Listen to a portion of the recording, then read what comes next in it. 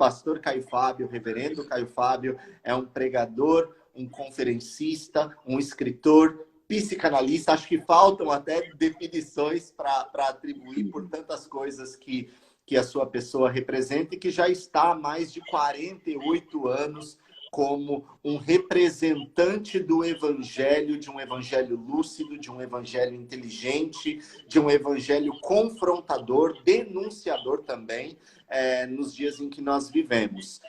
Caio, quando a gente pesquisa sobre você, sobre toda essa nova geração que é mais jovem, que vem depois dos anos 2000, quando a gente pesquisa sobre você, tem em você como um ponto de referência um pregador na internet que tem um programa chamado Papo de Graça, que é um programa que já tem uma duração extensa há muito tempo, mas poucos sabem que você é uma pessoa que está ativamente erguendo a bandeira do evangelho desde a década de 70. Então eu gostaria que você pudesse nos ajudar a compreender de uma maneira um pouco mais ampla, ainda que difícil, porque sua experiência é muito longa e seu tempo de caminhada é longo, mas quem é esse Caio Fábio que na década de 70 surge com um fogo muito grande pelo evangelho, que num determinado momento rompe com, digamos assim, com as instituições religiosas para seguir uma itinerância levantando a bandeira do evangelho sem intermediários. Como começou isso e quem era o Caio no começo e quem é o Caio agora, para a gente poder entendê-lo bem, para depois adentrarmos no nosso tema principal, que é Cristo. Bom, eu diria que eu sou hoje muito mais parecido com quem eu comecei sendo. Uau. Em 1973. E o que eu constatei foi que durante o processo, nesses 48 anos, eu constatei isso mais ou menos há uns 30 anos, ou um pouco mais, há uns 29 anos, eu constatei que eu tinha me desviado do caminho do evangelho para a minha vida. Que eu fiz esse caminho de uma maneira lúcida, simples e entregue durante aproximadamente 19 para 20 anos. E aí, devagar, eu comecei a mudar. E, especialmente, quando se decidiu que nós iríamos tentar criar uma associação de quase todos os evangélicos no Brasil à época. Ali por volta de 89, 90, meu coração começou a ser alterado e eu não percebia. Eu tinha alguns toques. Ao mesmo tempo, eu achava que aqueles toques eram fraquezas, que eu precisava vencê-las. E os toques eram os seguintes: você abandonou a simplicidade do evangelho e você está buscando um poder para os evangélicos que vai acabar sendo também seu. E eu via que para que aquilo acontecesse era preciso que eu entrasse no processo. Porque qualquer um dos meus amigos, encabeçando aquilo, não tinham a força de convergência que eu tinha por causa da palavra, por causa do evangelho anunciado, do modo como eu preguei, de forma que eu tinha os pastores presbiterianos e batistas e congregacionais e metodistas e adventistas, muitos desses, e pentecostais e da Assembleia de Deus, milhares de pastores que me amavam, que faziam parte dos meus eventos à noite, cruzadas de evangelização nos estádios, e de manhã eventos para pastores e líderes. Uau. No Brasil inteiro, por décadas, fazendo aquilo, e às vezes fazendo no mínimo uma vez por semana, às vezes 2, às vezes 3. Então, eu me lembro que uma vez o Lula, há uns 40 anos atrás, ou 38 anos atrás, ficou tentando falar comigo e não conseguia de jeito nenhum, aquele monte de secretárias, aquela coisa toda. Aí, quando, enfim, ele conseguiu falar comigo, ele falou, poxa, você está fazendo o quê? Uma campanha presidencial? Porque eu só vejo isso em campanha presidencial. Eu falei, não, a minha vida é uma campanha, não é presidencial, mas é em nome do Rei dos Reis. E naquele tempo a palavra-chave no meu coração era a palavra gastar. Eu quero me gastar, eu quero ser consumido. Era aquela alegria de ser queimado, de ser consumido, de ser entregue, de ser uma libação, de ser um incenso. Uau. Agradável a Deus. Então, para mim não tinha limite, só que isso tudo me arregimentou muita força e poder no meio da comunidade, até dentro da Universal do Reino de Deus. Havia uma quantidade imensa de pastores que me assistiam, o pessoal todo da Igreja da Graça, os quadrangulares em peso, estavam ali comigo, participando, assistindo. Naquele tempo não tinha ninguém seguindo, como hoje, não tinha essas plataformas. Exato. Eu usava Rede Globo, usava Band, Manchete, SBT, usei todos durante anos. E na Globo, 10 anos de oferta gratuita, para eu abrir a programação todo sábado de manhã. Uau! E era um espectro enorme durante anos. Uma pessoa pregando o Evangelho, que eu, por exemplo, você perguntou quando é que começou. E eu disse, hoje eu sou mais parecido com o início do que nunca antes. Estou cada vez mais nascendo aquele garoto que foi engravatado,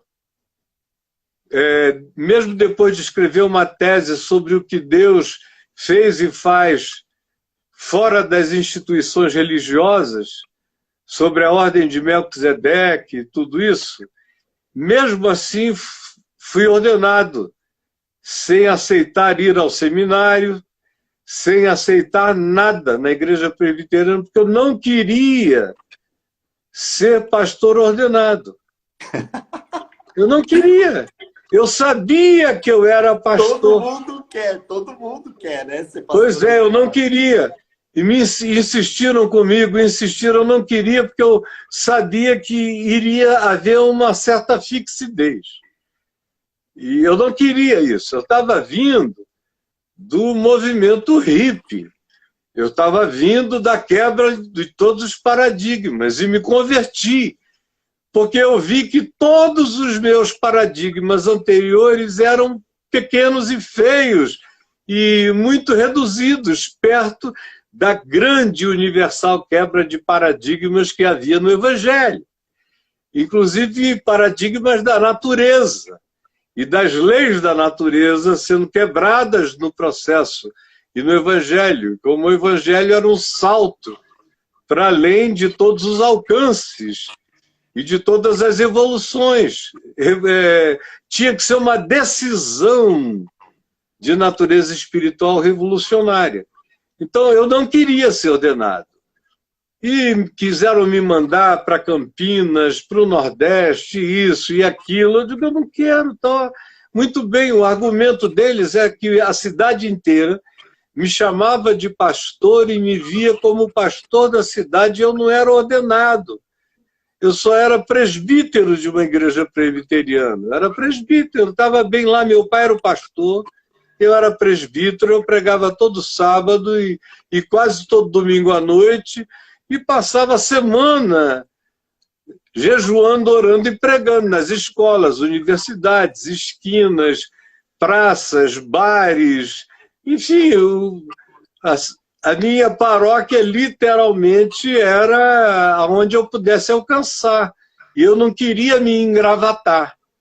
Acabou que, mesmo eu escrevendo uma tese, que era uma tese praticamente para não ser ordenado, mostrando que as minhas convicções extrapolavam a instituição religiosa, eles decidiram me ordenar.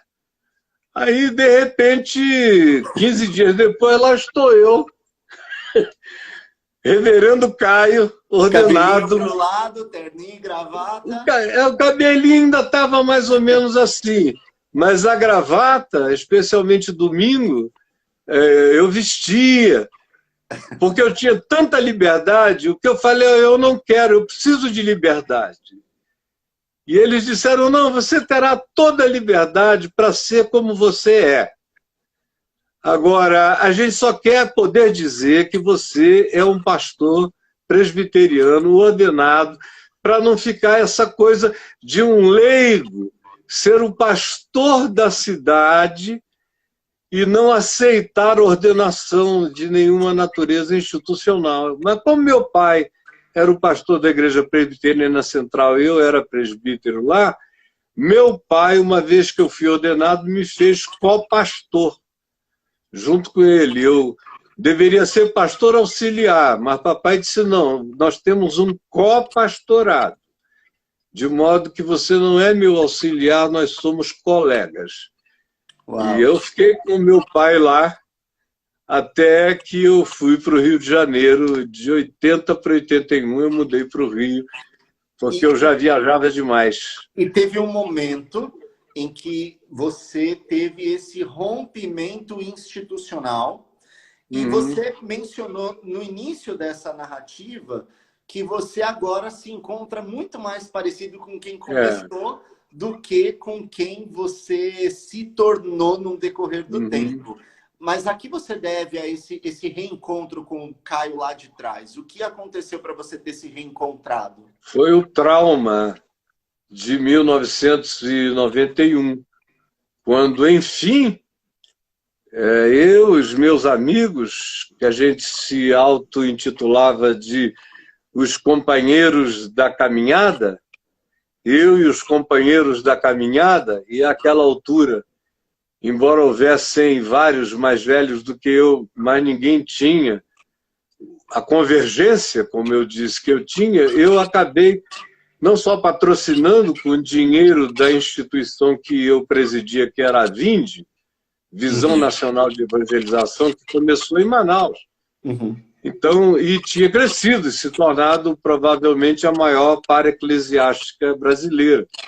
E com alcance monumental. E depois com a Fábrica de Esperança, que era o maior projeto não governamental da América Latina, lá em Acari, que era uma fábrica da Formiplac, onde eu botei lá 66 projetos simultâneos em um pequeno estado, funcionando, de modo que era uma loucura. Virou atração turístico-social do Rio de Janeiro. O cara que visitava o Rio passava por lá. Lá já tinha até um carrinho com guia falando para o povo que ia visitar o dia inteiro, andando lá por dentro da fábrica, mostrando os projetos. Então, era uma coisa enorme. Chegou 91, nós conseguimos criar uma associação que se chamou Associação Evangélica Brasileira, a EVB, com 60, 65, depois de um tempo, 65% dos evangélicos do Brasil, o que é gente demais, é uma loucura. Sim, meu Deus. Nunca antes tinha havido e nem depois houve essa união uma convergência. Né, essa união hoje é impensável, né, nos dias atuais. Não, é completamente impossível. Então, naquele tempo, era dificílimo, mas aconteceu, porque acontecia nas cidades onde eu ia evangelizar. Então, o movimento todo de acarinhamento, de amor, de convergência, porque foi também um movimento de confiança daquele pessoal todo, de modo que você tinha a Igreja Presbiteriana do Brasil, em milhares de igrejas como instituições locais, também presbitérios, sínodos e o próprio Supremo Concílio da Igreja Presbiteriana, vinculando oficialmente a Igreja Presbiteriana até a Assembleia de Deus, do José Wellington, a mesma ainda. Só que naquele tempo ele era recém-chegado da presidência.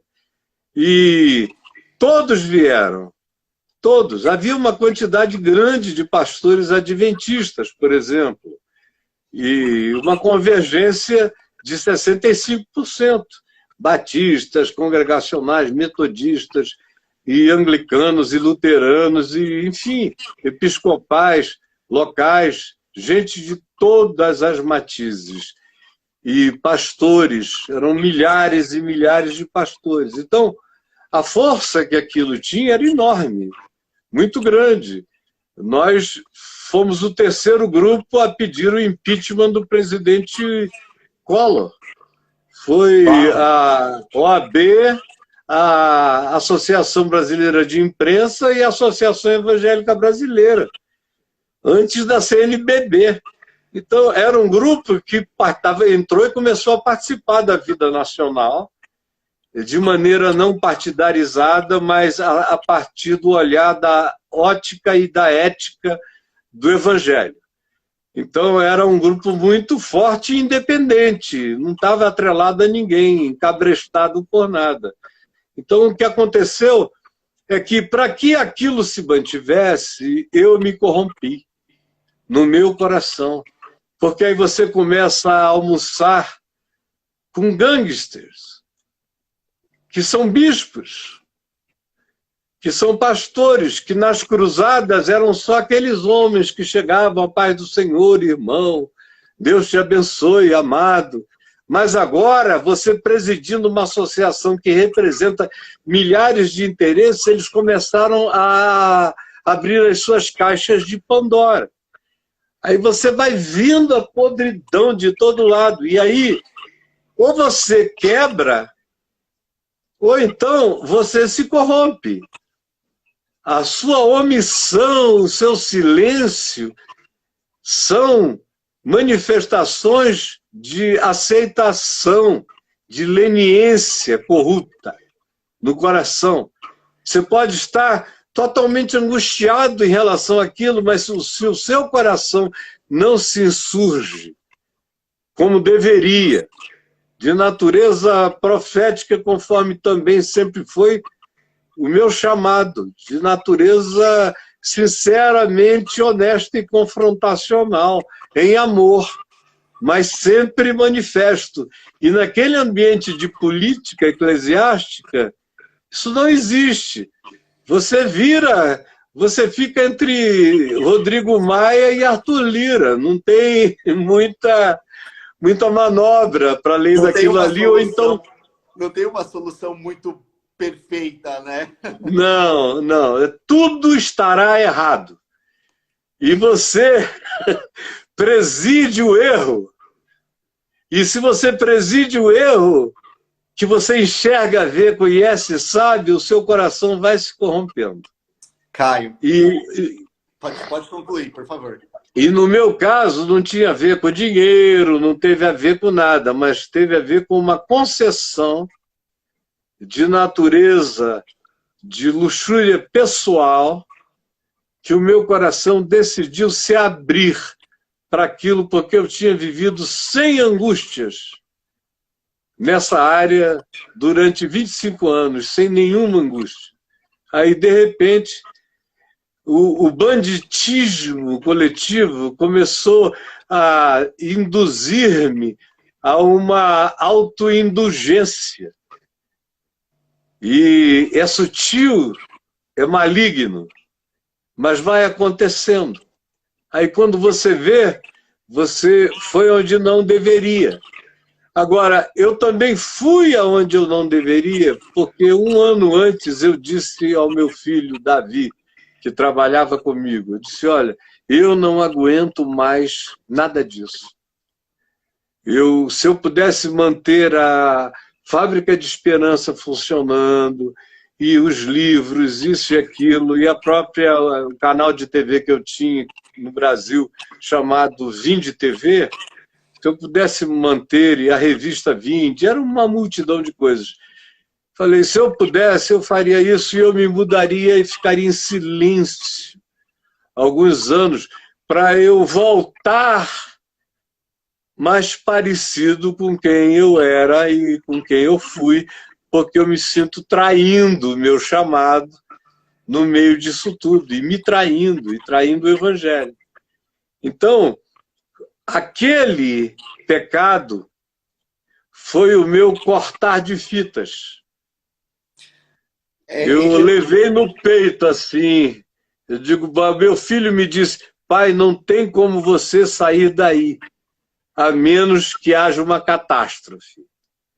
Eu não planejei a catástrofe, mas inconscientemente eu permiti a urdidura dela. Porque eu precisava da catástrofe para sair daquele processo.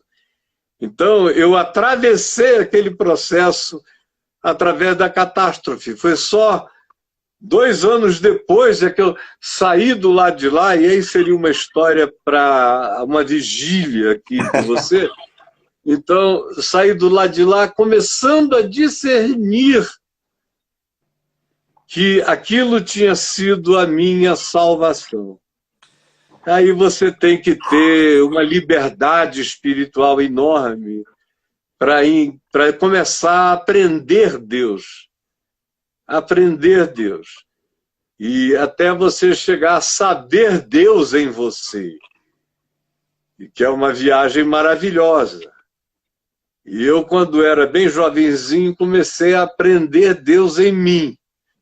Aí depois eu passei alguns anos sabendo de Deus para outros. E aí, através da catástrofe, eu voltei ao eixo de saber Deus em mim. E aí, para mim, tanto faz se são 2 ou 3 assistindo ou se são 3 milhões. Eu não estou preocupado com nada disso faz anos. E quanto menos eu penso nisso, mais eu percebo que o extrato de Cristo se manifesta em mim. Quando o meu público é o tempo todo 2 ou 3 em meu nome. Embora haja milhares e milhões, meu coração só se relaciona com aqueles 2 ou 3 arquetípicos que se reúnem em nome dele.